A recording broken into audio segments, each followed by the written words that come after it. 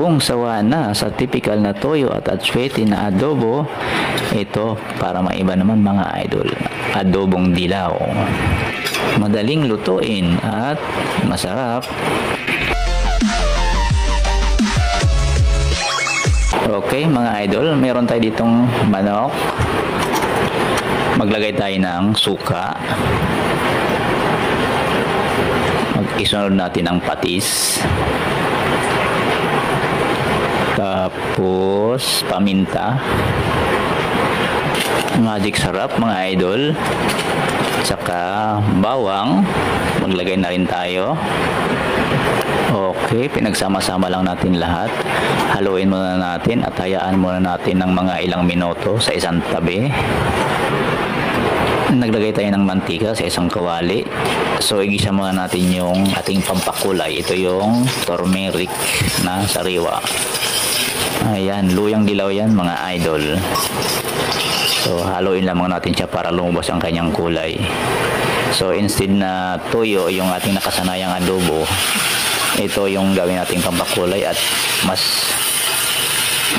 masarap pa at malasa itong luyang dilaw. Ayan, ang ganda ng kulay. So, ito, nasir na natin lahat at ilagay na natin sa plato. Mag-isa tayo ng sibuyas.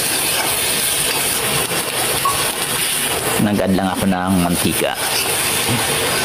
So, sunod natin yung dry chili para medyo may konting anghang naman. Siling sariwa kung gusto nyo mga idol, pwede. Kamatis, naglagay na rin ako. Okay, ito, ilagay na natin ang manok. Balik natin sa kawali at ito, pakukuluan natin siya hanggang sa maluto. Gisa muna natin ng konti dito sa ating panglahok. Maglagay tayo ulit ng konting patis, konting magic sarap. Ayan, ang ganda ng kulay. So, ito yung pamalit natin sa toyo. Kuluan natin siya ng mga ilang minuto. Sandali lang ito mga idol.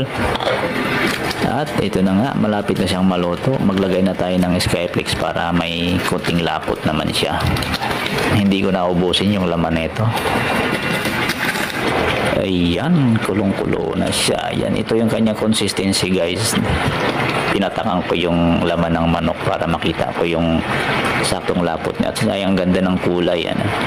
Ang nagpapasarap dito, nagpapasarap itong turmeric na sariwa o yung dilaw na luya.